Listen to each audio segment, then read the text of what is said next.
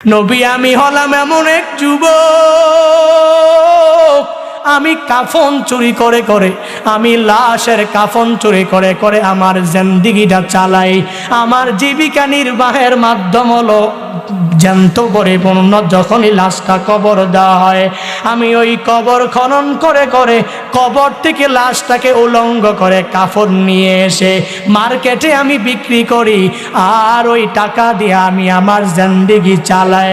তবে আজ থেকে কয়েকদিন আগে যখন আমি এক কবরের মধ্যে প্রবেশ করে ফেললাম, ওই কবরের মধ্যে প্রবেশ করার পর আমি তাকায়া দেখলাম, যখন আমি ওই কবরের মধ্য থেকে কাফনটা চুরি করার জন্য লাশ থেকে কাফনটা খুলে ফেললাম, হুজুর আমি তাকায়া দেখি এক যুবতীর লাশ। আমি লাশটা দেখে আর নিজেকে ধরে রাখতে পারি নাই, শয়তানের প্ররোচনায় পড়ে গেলাম। এমন এক যুবতীর সাথে জেনা না করে আমি পারলাম না।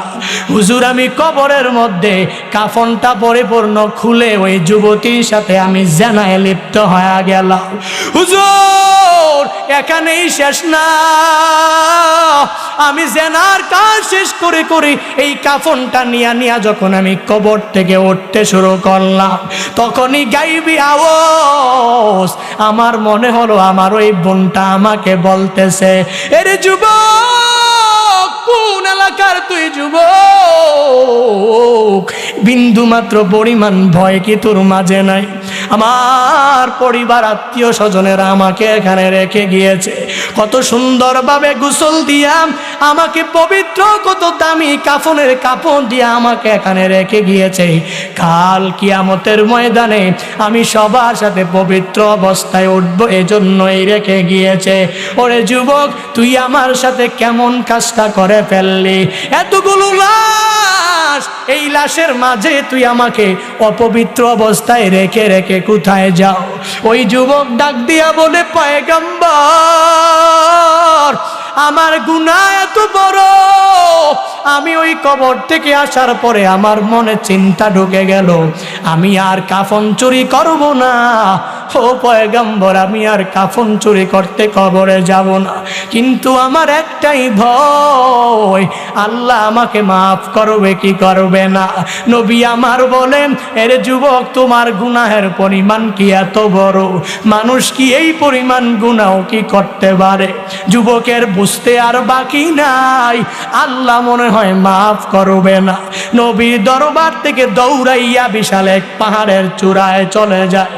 পাহাড়ের চূড়ায় যাইয়া আমার মালিকের দরবারে শুধুমাত্র কান্না করে আর বলে, হে মালিক, সাহাবায়ে কেরাম সরায়া দিয়েছেন, নবীও আমাকে বলেছে বড় গুনাহ। ও আল্লাহ তুমি তো আমাকে বানিয়েছো, তুমি যদি আমাকে মাফ না করো আমাকে ক্ষমা করার মতো কেউ নাই। সাইয়্যিদুল ইস্তিগফারের মতো ওই বড় দোয়া যখন ওই যুবক করতে থাকে, আল্লাহুম্মা আনতা রাব্বি লা ইলাহা ইল্লা আনতা খলাকতানি ওয়া আনা আবদুক ওয়া আনা আলা আহাদিক ওয়া ওয়াদিকা মাস্তাতআতু আউযু বিকা মিন শাররি মা সানাতু আবুউ লাকা বিনি'মাতিকা আলাইয়া আবুউ যামবি বিজামবি ফাগফিরলি ফাইন্নাহু লা ইয়াগফিরুয যুনুবা ইল্লা আনতা। ওই যুবক শুধুমাত্র আল্লাহর দরবারে এই বলে কান্না করে, হে মালিক আমি জানি আমার গুনাহের পরিমাণ অনেক বড়, তো আল্লাহ তুমি তো আমাকে সৃষ্টি করেছো, তুমি যদি মাফ না করো আমার মাফ করার যার কোনো জায়গা নাই, আমাকে ক্ষমা করার মতো অ্যাবিলিটি কারো মাঝে নাই। ও আল্লাহ তুমি তো তোমার বান্দাকে বানিয়েছো, ও আল্লাহ তুমি তো তোমার বান্দাকে মাফ করে দিবা। 40 দিন ওই যুবক পাহাড়ে চূড়ায় দাঁড়ায় দাঁড়ায় কান্না করে। আল্লাহ দেখে কি দেখে না? আল্লাহ বলেন, ও জিবরাইল যা যা আমার নবীর কাছে গিয়া জানা দে, নবীকে 2টা প্রশ্ন করবি, 3 বারের সময় ক্ষমার কথা জানা দিবে। জিবরাইলকে আল্লাহ তাআলা যখন আদেশ দিয়া দিল, জিবরাইল জিবরাইল আমার নবীর কাছে এসে রহমাতুল লিল আলামিনকে এক নম্বরে প্রশ্ন করে, পয়গম্বর আপনি বলেন এ বিশাল আসমান আর জমিন কে বানিয়েছে? নবী আমার বলেন আসমান আর জমিন আল্লাহ বানিয়েছেন। আবার প্রশ্ন করেন, ও পয়গম্বর আসমান আর জমিনের উপরে নিচে সব জায়গায় যারা আছে এদের প্রত্যেকের রাজ্জাক কে? এদের প্রত্যেকের রিজিক দাতা কে? এই কথা বলার পরে নবী জবাব দিলেন, আমি সহ যারা এই দুনিয়াতে আছে সবার রিজিকের ব্যবস্থা আল্লাহ করেন। জিবরাইল বলেন, নবী আমার, যে আল্লাহ আসমান বানাইলেন জমিন বানাইলেন, যে আল্লাহ আসমান আর জমিনের নিচে উপরে আর আসমানের নিচে থাকা সব মানুষের চতুষ্পদ সব জন্তুর রিজিকের ব্যবস্থা যে মালিক করতে পারেন, ওই মালিক কি তার ওই বান্দাকে মাফ করতে পারে না? আপনি আপনার সাহাবীকে ওই যুবকের কাছে পাঠাইয়া দেন, আর যুবককে আল্লাহর পক্ষ থেকে ক্ষমার সুসংবাদ দিয়া দেন। এই কথা বলে জিবরাইল চলে যায়। নবী আমার এক সাহাবীকে পাঠায়, ওই সাহাবীকে বলেন, ও সাহাবী যাও যাও মুখ পাহাড়ের উপরে এক যুবক তাকায়া দেখবা মালিকের দরবারে কান্না করে, শুধুমাত্র গুনাহ মুক্ত জিন্দেগি পাওয়ার জন্য কান্না করে। সাহাবী যুবককে পরিপূর্ণ ধরে যখন নবীর সামনে আনলেন, নবী আমার বলে, এরে যুবক তুমি আল্লাহর দরবারে এমন কান্না করে আল্লাহকে এমন রাজি তুমি করে ফেলেছো। একটু আগে জিবরাইল আমার কাছে এসেছিল, জিবরাইল আসিয়া আমাকে দুইটা প্রশ্ন করে জানায়া দিয়েছে, আমার রব তোমার জিন্দেগীর সব গুনাহ মাফ করে দিয়েছে।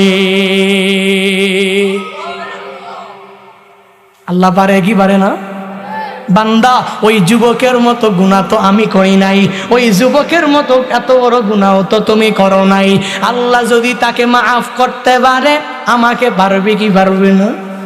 বলেন, আল্লাহ যদি তাকেও মাফ করে দিতে পারে, ওই আল্লাহ এখনো আছেন না নাই? এই জন্য বান্দা তাওবা করার কোনো বিকল্প নাই, সর্বাবস্থায় তাওবা করে নাও, আল্লাহর কাছে বারংবার মুনাজাতে বলো, হে মালিক আমি আমার জিন্দেগিতে এমন কোনো গুনাহ নাই করি নাই, ও আল্লাহ আমার এই গুনার খবর তো মা জানে না, আমার গুনার খবর বাবা জানে না, আমার গুনার খবর আত্মীয় স্বজনরা জানে না, তুমি তো সব জানো, ও আল্লাহ তুমি আমাকে মাফ করে দাও। আল্লাহ বলেন, ইল্লা মান তাবা ওয়া আমানা ওয়া আমিলা আমালান সালিহা ফাউলাইকা ইউবাদদিলুল্লাহু সাইয়্যাতিহিম হাসানাত ওয়া কানাল্লাহু গফুরার রহিমা। আল্লাহ বলেন, জিন্দেগিতে গুনাহ করেছো, যত নাফরমানি করেছো, ইল্লা মান তাবা, যদি এসে তাওবা করতে পারো, ও আমানা পুনরায় ঈমান আনতে পারো, ও আমিলা আমালান সালিহান, যদি আবার আমলে সালেহ চালু করতে পারো, আমি রব তোমার জন্য এত মায়াবান তোমার জন্য হয়ে যাব। আল্লাহ বলেন, রে গোলাম তুই এক নম্বরে তাওবা করলি, দুই নম্বরে ঈমান আনলি, তিন নম্বরে আবার আমলে সালেহ গুলো চালু করার কারণে তোর জিন্দেগীর সব গুনাহগুলো আমি আল্লাহ মাফ করে পরিসমাপ্তি ঘটাবো না, আমি আল্লাহ জিন্দেগীর গুনাহগুলোকে নেক দিয়া পরিবর্তন করে দিব। ইয়া ইলাহি তো মেরা গফফারু হায়, ইয়া ইলাহি তো মেরা सत्तारो है, या इलाही तो मेरा माबूद है, या इलाही तो मेरा माशूक है, या इलाही तो मेरा हन्नान है, या इलाही तो मेरा मन्नान है। আল্লাহর কাছে তাওবা করে নাও, আর বান্দা ওলিয়ে কামেল হওয়ার জন্য আজকের এই মাহফিল থেকে পরিপূর্ণ শিক্ষা নিয়া বাড়িতে যাও। এক নাম্বার ঈমানটাকে মজবুত করে সর্বাবস্থায় চলবা। 2 নাম্বার বান্দা সর্বাবস্থায় নেক আমল চালু করে দিবা। 3 নাম্বার গুনাহ মুক্ত জিন্দেগিটা গঠন করার চেষ্টা করবা। যদি কেউ বলে গুনাহ করার জন্য গুনাহের দিকে ডাকে, তাকে বন্ধু মনে করবা না। যদিও মনে করো দুনিয়ার বন্ধু, সে আসল বন্ধু না। বরং যে তোমাকে নামাজে ডাকবে তাকে বন্ধু বানাবা। যে তোমাকে রোজা রাখার জন্য আদেশ দিবে তাকেই বন্ধু বানাবা। যেই লোকটা 5 ওয়াক্ত নামাজ পড়ে তাকেই ধরে ধরে বন্ধু বানাবা। যেই লোকটা রোজা রাখে 30টা তাকেই তো বন্ধু বানাবা। যেই লোকটা মিথ্যা বলে না তাকেই তুমি তোমার বন্ধু বানাইবা। যেই লোকটা চুগলখড়ি করে না তাকেই তুমি তোমার বন্ধু বানাইবা। যেই লোকটা গীবত করে না তাকেই তুমি তোমার বন্ধু বানাইবা। যেই লোকটা শেখায়াত করে না তাকেই তুমি তোমার বন্ধু বানাইবা। এক কথায় তুমি ওই লোকটাকে বন্ধু বানাও যেই লোকটা জিন্দেগিতে কোনো গুনাহের ধারে কাছেও যায় নাই। আর ওই লোকটাকে ধরে ধরে তার সুহবত নিয়ে যদি তুমি চলতে পারো, ভালোর সাথে থাকলে খায় ভালোর পান, খারাপের সাথে যদি থাকো কাটবে তোমার 2 কান। ভালো তোমাকে ধরে ধরে নিয়ে নামাজের মুসল্লায় দাঁড় করা দিবে, আর ওই খারাপ লোকটা তোমাকে নামাজে আনবে তো দূরের কথা, তোমাকে নামাজ থেকে নিয়ে চা দোকানের আড্ডায় বসায়া দিবে। ঠিক কিনা? এজন্য ভালোর সাথে থাকবো, ভালো মানুষের সোহবত নিয়ে চলার চেষ্টা করব, পারবো ইনশাআল্লাহ। আল্লাহ তাআলা আমাদের প্রত্যেককে, বক্তা শ্রোতা সবাইকে তৌফিক দান করুন। আরো জোরে পড়েন। রাগ করেছেন? কষ্ট পেয়েছেন? আপনি কি ওই যুবকের মতো এত বড় গুনাহ করেছেন? আমার মনে হয় না। এত বড় গুনাহ করার পরেও যদি আল্লাহ মাফ করে দিতে পারে, কোনো কিসসা নিজে বানায়া বানায়া বলি নাই। তামবিহুল গাফিলিন একটা কিতাব আছে, ফকিহ আবুল্লাহ সমরকন্দি রাহিমাহুল্লাহু তাআলা এই তামবিহুল গাফিলিন লিখেছেন। এই তামবিহুল গাফিলিনের মধ্যেই এই ঘটনার সুন্দরভাবে উল্লেখ রয়েছে। বিশাল তাওবাকারীদের জন্য, গুনাহ কর্মেওয়ালা বান্দার জন্য বিশাল এক প্রতিদান হিসাবে এই ঘটনা। যদি শিক্ষা নিয়ে বাড়িতে যেতে পারি তো আমি মাওলার কাছে ফিরে যেতে পারবো। আমার কত বড় গুনাহ, তো আমার গুনার কাছে আল্লাহর রহমত অনেক অনেক বড়, রহমতের কাছে গুনাহটা অনেক ছোট। ঠিক কিনা? এই জন্য আল্লাহর কাছে তাওবা করি। আল্লাহ, আমরা ইতিপূর্বে রোজা রাখি নাই। আল্লাহ, আমরা ইতিপূর্বে নামাজ পড়ি নাই। আল্লাহ, ইতিপূর্বে নেক আমল করি নাই।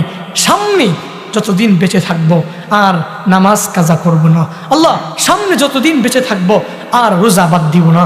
আল্লাহ, সামনে যতদিন বেঁচে থাকবো আর জেনা করব না। আল্লাহ, সামনে যতদিন বেঁচে থাকবো আর কোনো সগীরা কাবিরা গুনাহের দিকে যাব না। আল্লাহ, সামনে বেঁচে থাকবো তো মিথ্যা বলার কোনো প্রয়োজন নাই। আল্লাহ, সামনে যতদিন বেঁচে থাকবো আমি গীবত করব না, শেখায়াত করব না, চুগলখড়ি করব না। পারবো তো ইনশাআল্লাহ? যুবক ভাইরা, পারবেন তো ইনশাআল্লাহ? আল্লাহ, এই ভাইদেরকে তুমি কবুল করে নাও। জোরে পড়েন।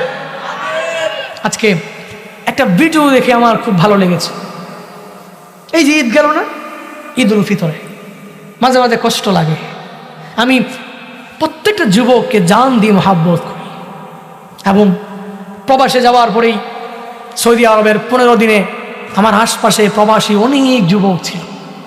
তা আমি একদিন প্রশ্ন করলাম, বয়স এত কম তোমার? সে বাইতুল্লাহর পাশে এক ফন্দক এসে ডিউটি করে, এক হোটেলে সে ডিউটি করে, 10 ঘন্টা ডিউটি দাস। তা তাকে বললাম, তুমি এত ছোট মানুষ, অনেক ছোট, প্রবাসে থাকে, বিবাড়িয়াতে বাড়ি। আমার কথা যখন শুনছে দৌড়ে আসছে। আমার ফন্দক সার্চ করে অনেক কষ্ট করে পেজ থেকে নাম্বার টাম্বার নিয়ে দেখা করো, বড় শখ। তো একদিন অনেকগুলো যুবক হয়ে গেল। আমি বললাম, কারণ কি এত যুবক সামনে কেন? আমার মুরব্বী টুরব্বী কেউ নাই, বয়স্ক টয়স্ক আমার থেকে বড় আর কেউ নাই, সব সমবয়সী হলে কেমনে হবে? হুজুর, প্রবাসে এমন কোন যুবক নাই আপনার বয়ান শুনে। আলহামদুলিল্লাহ, প্রবাসের প্রত্যেকটা যুবক আপনার জন্য বড় পাগল। এরা অনেক বয়ান শুনে, আপনার অনেক বয়ান শুনে। এবং আমিও খেয়াল করেছি, মসজিদে নববীতে আমি নবী রওজায় সালাম দিব, এমন অবস্থায় ওই জায়গায় গিয়ে দিই বিশাল এক যুবকদের টিম। কোথেকে আসতো? হুজুর, আমি রিয়াদ থেকে আসছি। তো বাড়ি কোথায়? হুজুর, বিবাড়িয়াতে বাড়ি। এরা অনেকগুলো যুবক একসাথে রিয়াদ থাকে। তো এখানে নবীজি রওজায় সালাম দেওয়ার জন্য এসেছে, সব একসাথে দেখা করছে। তো যুবকদেরকে একসাথে নিয়ে জিজ্ঞেস করলাম, কারণ কি? বলে, আপনাকে তো অনেক ভালোবাসে। কারণ কি? আপনি তো আমাদের মতো বয়স, কিছু কিছু কথা বলেন আমলের কথা, এগুলো শুনে শুনে কিছু আমল করার চেষ্টা করি। এখনও আমার দেখাইলো আমাকে ইউটিউবে, দেখেন আপনার প্রত্যেকটা বয়ান ডাউনলোড করা। নিজে অনেক উৎসাহ পেলাম যে এই যুবকদের জন্য আমার এই কথাগুলো চির অম্লান হয়ে থাকবে। আমি থাকবো না আমার এই আমলের কথা যুবক শুনে শুনে আমল করবে। আমি থাকবো না আমার এই বয়সী এক যুবকের কথা শুনে আরেকটা যুবক বয়সী সে পরিপূর্ণ নামাজের দিকে যাওয়ার জন্য উদ্বুদ্ধ হবে, নিজের মধ্যে উৎসাহ উদ্দীপনা সৃষ্টি হবে। হায় হায়, এর থেকে বড় কামালিয়াত আর কি আছে। এজন্য তো বলি, আজকে বিষয়টা দেখে খুব খারাপ লাগলো। আমাদের এলাকায়ও এরকম অনেক ঘটনা ঘটে। ঈদের দিনে অনেকে ওই যে পিক আপ নিয়ে 2-3টা ডেস্কের বক্স টক্স নিয়ে যত ডিজে গান বাজায় আর সে ঈদ উদযাপন আছে না নাই? কিন্তু ভালো লাগার বিষয় হলো ভিডিওটা দেখার পরে খুব ভালো লাগছে আমার। সে যুবক মানুষ, মুসলমানদের যুবক, এলাকার ধর্মপ্রাণ কিছু মুসলমান থাকে না, যাদের ইসলামের প্রতি যাদের নিবেদিত প্রাণ, ইসলামকে মহাব্বত করে। দেখলাম যে কয়েকজন ধৈরা বাঁশ নিয়ে এমন পিঠা, নাম পিক আপ থেকে নাম, এখানে অনেকে সোশ্যাল মিডিয়ায় ভিডিওটা দেখেছে, খুব ভালো লেগেছে আমার। সাবধান, শুধু ঈদ না, আপনার যে কোনো অনুষ্ঠানে আপনি কেন গান বাদ্য কিংবা কেন আপনি এই 2-3টা এই ডেক্স ম্যাক্স নিয়ে বাজাতে হবে কেন? এত বেশি মন চায় তাহলে টিউনের গান অভাব নাই, বাজান।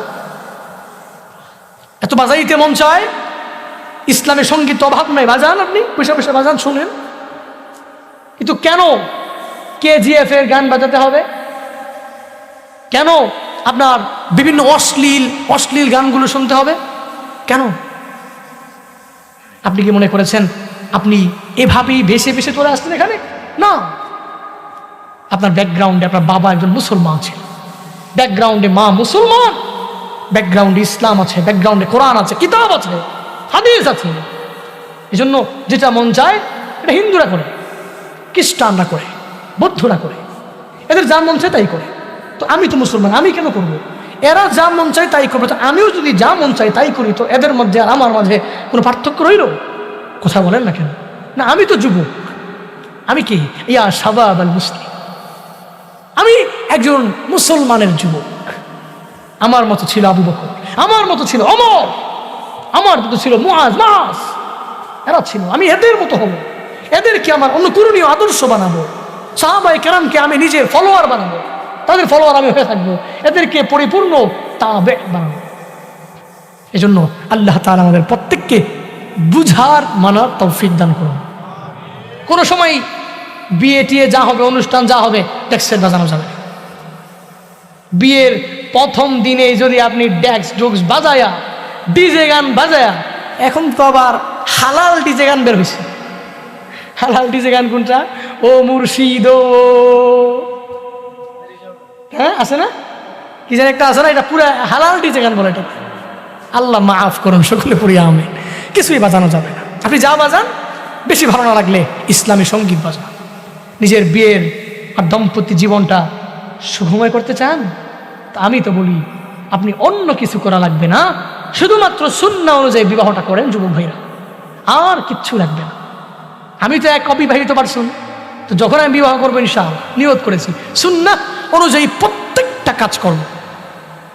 দেখেন আমার সামনে এই যে মাহবুব ভিডিও করে, এত ভালো মানুষ, আমাকে বলেছে, ওয়াদা দিয়েছে যে হুজুর আমি বিবাহ করব, একদম বিলকুল পুরা যা আছে সব সুন্নাহ। ওই দিন আমাকে বলতেছে সুন্নতি কোনো ড্রেস আছে কিনা আমাকে বল। এভাবে প্রত্যেকটা মুসলমানের যুবক যখন বিবাহ করবে তো তার দাম্পত্য জীবনও সুখময় হবে। আর ওই ঘর থেকে যখনই একটা ছেলে আসবে, মেয়ে আসবে, তো ওটা মিজানুর রহমান আজহারির মতো হবে, ওটা হাফিজুর রহমান সিদ্দিকীর মতো হবে, ওইটা আশরাফ আলী থানভীর মতো হবে, ওটা বড় বড় স্কলারদের মতো হবে। যদি তুমি এইরকম না করে শুরুতেই যদি ঝামেলা দিয়ে শুরু করো তো লা ফায়দা ফিহি, ওই ঘর থেকে সালমান শাহ আসবে, ওই বেয়াদব দিঘি কি যেন একটা আছে না, ওইটার মতো আসবে, বেয়াদব সানি লিওনের মতো আসবে, বেয়াদব পরিমণির মতো আসবে। ঠিক কিনা? সাবধান, সাবধান প্রিয় ভাইরা। আল্লাহ আমাদের প্রত্যেককে মাফ করেন, আল্লাহ আমাদের প্রত্যেককে জবান হেফাজত করার তৌফিক দান করেন, আল্লাহ প্রত্যেককে জীবনে একবার হলেও মক্কা মদিনা যাওয়ার তৌফিক দান করেন, যারা গিয়েছেন বারংবার বারংবার যাওয়ার তৌফিক দান করেন। আমরা যারা খুব করে বারংবার নিয়ত করেছি আল্লাহ আপনি কবুল করেন। সবাই বলেন না আমিন, বলেন না। যদি কবুল হয়ে যেত হয়ে গেল আলহামদুলিল্লাহ। আল্লাহ জীবনে একবার হলেও দিদার যদি নসিব না হয়, মদিনায় নবী রওজার সামনে গিয়া সালাত সালাম পৌঁছানোর তৌফিক প্রত্যেকটা বাংলাদেশি, গরিব থেকে নিয়ে ধনী, প্রত্যেকটা মুসলমানকে তুমি তৌফিক দিও। বাইতুল্লাহ মাতাফে দাঁড়িয়ে রবের দিকে তাকিয়ে এই দোয়াই করেছিলাম, আল্লাহ বাংলাদেশের মানুষ এই বাইতুল্লাহর জন্য অনেক পাগল। হায় হায়, কি এক জাদু এখানে মিশে আছে, কি এক রওজা, এই রওজায় কি জাদু মিশে আছে। হায় হায়, মানুষ পাগল হয়ে যায়। এখন তো করোনা, হাজরে আসওয়াদে চুমু দেওয়া যায় না। ভিডিও ক্লিপগুলো দেখলে মাঝে মাঝে চোখের অজান্তেই পানি ঝরে, যে আমিও তো এক হাজি, আমিও তো এই হাজরে আসওয়াদে নিজের ঠোঁটে চুমু দিতে পারিনি। হায় হায়, আমার ভাগ্যে হয়নি, কারণ করোনার কারণে তো বিশাল এক ডিস্টেন্স, অনেক দূর থেকে বিসমিল্লাহি আল্লাহু আকবার, জাস্ট এতটুকুই। আমরা দোয়া করি, আল্লাহ করোনা যা কিছু আছে মহামারী, তাদের অন্তরে যা কিছু ঢুকছে, এই অন্তর থেকে সব কিছু পরিষ্কার আপনি করে দেন। পড়ে না আমিন। বাইতুল্লাহ, এখানে করোনা আসবে কোথেকে? হায় হায়, না কোশ্চেন কারো এখানে আসবে না, কারণ এটা ঘর কার? এই ঘরটা তো যেখানে যে যাবে ওখানে নিরাপদ অবস্থায় থাকবে, অসুস্থ হবে তো দূরের কথা, ঠিক কিনা? বুড়া মানুষ হাঁটতে পারে না, এহরাম পড়তে পারে না, আরেকজনে পড়ায় দিচ্ছে। বাংলাদেশ থেকে না তো এহরাম পড়া লাগে, এয়ারপোর্ট থেকে এহরাম পড়া। মাইন্ড করতেছেন আপনারা? রাগ করতেছেন? আমি আবেগ ধরে রাখতে পারি না, আসলে কি করবো, শুধু ভাসে চোখে আমার, কি এক জায়গায় গেলাম রে। হায় হায়, বুড়া মানুষ হাঁটতে পারে না, এহরাম পরে দিছে আরেকজনে, এহরাম পরে উঠছে বিমানে। বিমানে হায় হায়, অসুস্থ অসুস্থ একজন লোক, কে সে? ওই যে লোক এত অসুস্থ, বিমান পুরো চিন্তিত যে এই লোক তো যদি মারা যায়। কয়েকবার মাইক দিয়ে এলাম হয়েছে যে এই লোককে, এই লোককে, এই লোকের কেফেলায় কে আছেন না আছেন, উনি খুব অসুস্থ, মনে হয় মারা যাবে। হায় হায়, কি এক হালাত। এই অসুস্থ লোকটা বিমান থেকে নামার পরে জেদ্দাতে গেছে, জেদ্দা থেকে নামার পরে বাসে উঠছে, বাসে উঠে বাক্কায় গিয়েছে। হায় হায়, আমি দেখলাম এই লোক টকবকে যুবকের মতো তাওয়াফ করছে। এটা কি খেলা? এটা বাইতুল্লাহ, এটা মক্কা, এটা পবিত্র শহর। যে যাবে ওখানে অনেক অসুস্থতা নিয়ে যাবে, সুস্থ বানিয়ে দিবেন কে? আমি আমার পার্সোনাল একটা বলি, আমার ব্যক্তিগত একটা কথা, আমি বিভিন্ন বাড়িতে খানা খাওয়ার কারণে গ্যাস্ট্রিকের প্রবলেম করে, স্বাভাবিকভাবেই খানা না খাইলে মানুষ রাগ করে। এই যুবক ঘড়ি দেখতেছে, অনেক রাত হয়ে গেছে যুবক না? হ্যাঁ, ঘড়ি দেখতেছে, মনে হয় ইয়া আল্লাহ রাত হয় নাই, কিসের রাত? কত রাত গেছে গা, এমনি গাইটা গইটা, ঠিক কিনা? ও আচ্ছা, ফজরের দিকে খেয়াল রাখতাম। ইনশাআল্লাহ সবাই ফজর পড়বে তো, ইনশাআল্লাহ পড়বেন তো ইনশাআল্লাহ। আচ্ছা, আমি সব ওয়াদা করাই দিব ইনশাআল্লাহ। শেষ করে দিই এই ঘটনা বলে, আমার ব্যক্তিগত একটা ঘটনা। সেটা হলো, আমি গ্যাস্ট্রিকের ওষুধ প্যান্টোনিক্সের একটা পাতা, এটা আমার কাছে সবসময় থাকেই, সবসময় থাকে। প্রতিদিন একটা দুইটা খাওয়াই লাগে প্রোগ্রামের সময়। 1 তারিখ 1 এপ্রিল ছিল আমার লাস্ট প্রোগ্রাম, মানে পরের দিন রমজান, ওটাই ছিল আমার লাস্ট প্রোগ্রাম বাংলাদেশে। কি হলো, আমি 1 তারিখেও গ্যাস্ট্রিকের ওষুধ 2টা খাইলাম একদিনে। কিন্তু মালিকের কুদরতের কি কারিশমা, আল্লাহু আকবার। আমি প্যান্টোনিক্সের 2টা পাতা নিলাম, আমার লাগে না, আমার লাগবে, ওখানে গেলে এগুলো পাইতে খুব দুষ্কর, পাওয়া যায় না। আমি এই প্যান্টোনিক্সের পাতা নিয়ে 15 দিন পর্যন্ত মক্কা মদিনায় থাকলাম। গ্যাস্ট্রিক কি, গ্যাস্ট্রিকের ঔষধ কি, ওটা আমি ভুলে গিয়েছিলাম। এই জিনিসটা খুব অন্তর নাড়া দিয়েছে আমার। হাই হাই, এ কেমন জায়গা, কেমন জায়গা এটা। যদি বলেন যে হুজুর না, ওরা তো খুব ফ্রেশ খাবার খায়, এজন্য হয়তো না। আমার সাথে আর কয়েকজন, ওনাদের আগেও যেরকম ছিল এখনো প্রায় একটু একটু গ্যাস্ট্রিক আছে, সে মাঝে মাঝে খাইতো 2-3 দিন পর একটা একটা। কিন্তু আল্লাহর কি কুদরতের কারিশমা, এই বান্দা 15 দিন যে ডেলি একটা করে খায়, 15 দিন গ্যাস্ট্রিক কি সে ভুলেই গেছে। এটাই রবের খেলা, এটা মক্কা। ওখানে আপনি যাবেন তবে সুস্থ হয়ে যাবেন, ওখানে আপনি যাবেন তো মনে হবে রহমত সরাসরি আসমান থেকে নাযিল হচ্ছে। আলহামদুলিল্লাহি রাব্বিল আলামিন والصلاة والسلام على سيد الأنبياء والمرسلين وعلى آله وأصحابه أجمعين يا أرحم الراحمين يا أرحم الراحمين يا أرحم الراحمين اللهم اجعلني صبورا واجعلني شكورا واجعلني في عيني صغيرا وفي أعين الناس كبيرا اللهم اجعلنا من المستجابين للدعوات اللهم إنا نعوذ بك من زوال نعمتك اللهم إنا نسألك الجنة ونعوذ بك من النار اللهم إنا نعوذ بك من زوال نعمتك وتحول عافيتك وفجاءة نقمتك وجميع سخطك يا رب العالمين ربنا ظلمنا أنفسنا وإن لم تغفر لنا وترحمنا لنكونن من الخاسرين ربنا آتنا في الدنيا حسنة وفي الآخرة حسنة وقنا عذاب النار ربنا لا تؤاخذنا إن نسينا أو أخطأنا ربنا ولا تحمل علينا إصرا كما حملته على الذين من قبلنا ربنا ولا تحملنا ما لا طاقة لنا به واعف عنا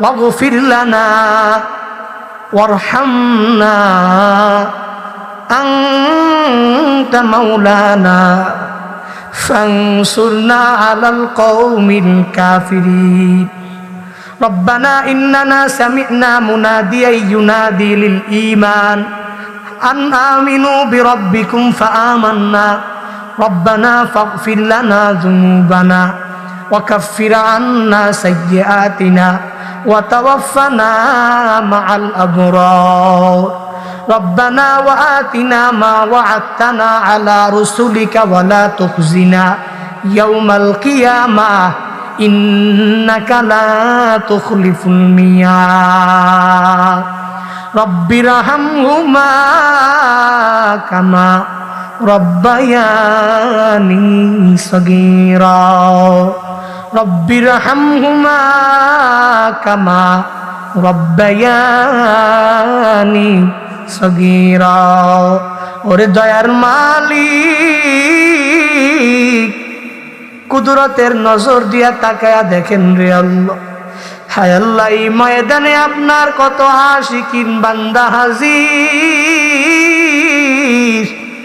আপনার কত জাকিরিন শাকিরিন মুসল্লুন বান্দা হাজির হায় আল্লাহ আপনার এই বান্দাদেরকে নিয়ে আমি গুনাহগার আমার মতো গুনাহগার কেউ নাই